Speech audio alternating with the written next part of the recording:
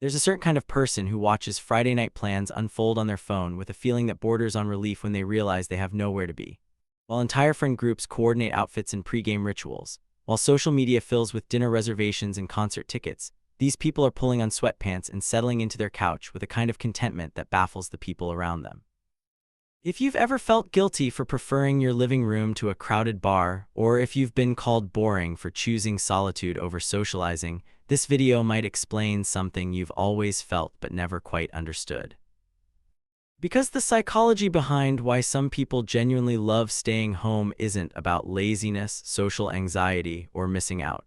It's about fundamental differences in how brains process reward, allocate energy, and construct meaning. Let's be clear from the start. If you prefer staying home, you're not broken, you're not antisocial, you're not wasting your youth or failing to live fully. The cultural narrative that equates a full social calendar with a full life is just that, a narrative. And like all narratives, it fits some people perfectly while completely missing others. The difference starts in your dopamine system, specifically in how your brain's reward pathways respond to different kinds of stimulation. A 2012 study from Cornell University examined what researchers call reward sensitivity variation, essentially measuring how intensely people's brains react to external social rewards. What they found was fascinating. Some people experience significant dopamine spikes from novel social environments, loud music, group energy, the validation of being seen in public spaces. Their brains are wired to find those experiences genuinely rewarding at a neurological level. For others, those same environments register differently. The dopamine response is muted, sometimes even negative. It's not that these brains are deficient, they're simply calibrated toward different reward sources. A quiet evening with a book, a solo creative project, the subtle pleasure of familiar surroundings, these activate reward pathways just as powerfully, sometimes more so. Your brain isn't lazy, it's just optimized for a different kind of fulfillment.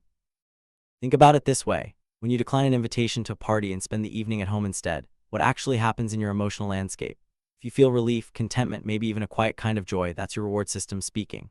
That's dopamine being released in response to an environment your brain genuinely prefers. The cultural script tells you that you should feel regret, that you're missing out, but your actual neurochemistry is telling a different story entirely. This connects to something psychologists call optimal arousal theory, developed by researchers at the University of Minnesota in the 1990s.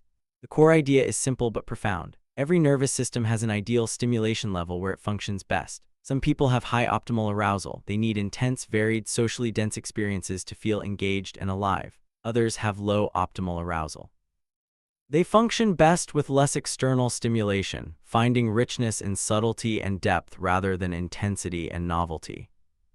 Neither is better, they're just different operating systems. Now let's talk about why people who love going out behave the way they do, because understanding this eliminates resentment and creates compassion. For many people, social spaces serve a genuine psychological function. Humans evolved as tribal creatures. For most of our evolutionary history, being part of a visible social group meant survival. Being seen, being included, participating in collective rituals, these weren't luxuries, they were life and death. That ancient wiring doesn't just disappear.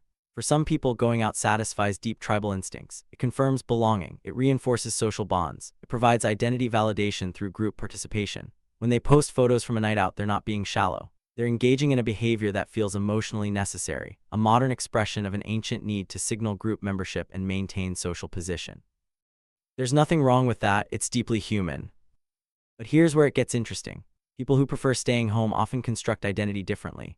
Research from Stanford's psychology department in 2018 examined what they call self-concept stability, how much people's sense of self depends on external validation versus internal consistency. The findings revealed a spectrum. Some individuals derive identity largely from social roles, group memberships, and external recognition. Their sense of who they are gets reinforced through interaction and visibility.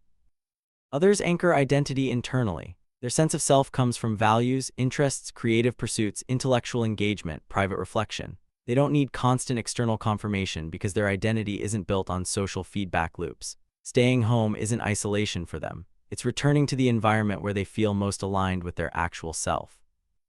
This isn't superiority, it's difference. Your reasons for loving home might be rooted in personality, in childhood experiences of finding peace in your own company, in highly sensitive nervous systems that genuinely find crowds overwhelming, or simply in preferring depth over breadth in how you spend your time. All of these are valid. None of them need fixing. There's also the question of where people extract meaning. Psychologist Mihaly Csikszentmihalyi, who spent decades studying optimal human experience, found that people access what he called flow states, moments of deep engagement and satisfaction, through wildly different activities. Some people find flow in the energy exchange of group settings, in spontaneous social interactions, in the performance aspect of being out in the world.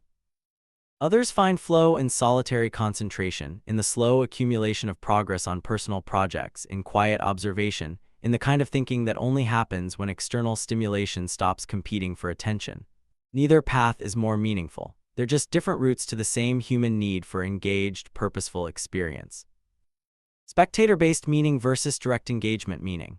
Some people feel most alive when they're part of shared experiences, when they're witnessing events alongside others, when meaning comes from collective participation. Others generate meaning through direct, often solitary engagement with ideas, materials, creative work, or internal worlds. Both are legitimate ways of being human. But here's the deeper layer most people miss. Staying home isn't about avoidance for people wired this way. It's about energy allocation. Every human has finite cognitive and emotional resources. How you spend those resources reflects what your nervous system genuinely values, not what it's supposed to value. People who love staying home often have what psychologists call intense internal worlds. Their mental and emotional lives are rich, complex, and demanding of attention. Maintaining friendships, pursuing interests, thinking deeply, creating things, processing emotions, all of this happens internally and requires energy. External socializing isn't rejuvenating for these brains, it's depleting. Not because people are draining, but because the cognitive load of navigating social dynamics, managing sensory input, and performing social roles uses resources these individuals would rather direct elsewhere. A 2016 study from the University of British Columbia examined exactly this. They found that introverted individuals showed measurably higher cognitive fatigue after social interaction compared to extroverts, not because they lacked social skills, but because their brains processed social information more intensely with less automaticity. Every conversation required more active monitoring, more conscious regulation, more mental effort. That's not a deficit, that's a cognitive style. And here's the insight that reframes everything. What looks like loving to stay home from the outside is often loving your actual life from the inside. The cultural pressure to constantly be out, be social, be visible creates a false binary. Either you're out living life or you're home avoiding it. But that framework only makes sense if you accept that life primarily happens in public spaces, that meaning comes from external experiences, that fulfillment requires an audience. For people wired differently, home isn't where you retreat from life. It's where life happens. It's where you think clearly, create freely, process deeply, exist without performance. It's not hiding, it's being. The guilt you might feel isn't coming from your actual life being empty. It's coming from measuring your life against a template designed for a different nervous system. You're not broken, you're not behind, you're not missing out on some universal human experience. You're operating under a different psychological orientation, one that prioritizes internal richness over external variety, depth over breadth, quality over quantity, presence over performance. The world needs people who think deeply in quiet rooms, who build things slowly over time, who notice subtleties others rush past, who prove that a meaningful life doesn't require constant motion, constant socializing, constant visibility. This is the kind of psychology we explore here on The Glitch Psychology, the patterns that explain why some people operate differently, without pathology, without judgment. You're not avoiding life by staying home. You're living it according to a different blueprint, one that's just as valid, just as rich, and just as deeply human as any other. You're just playing a different game.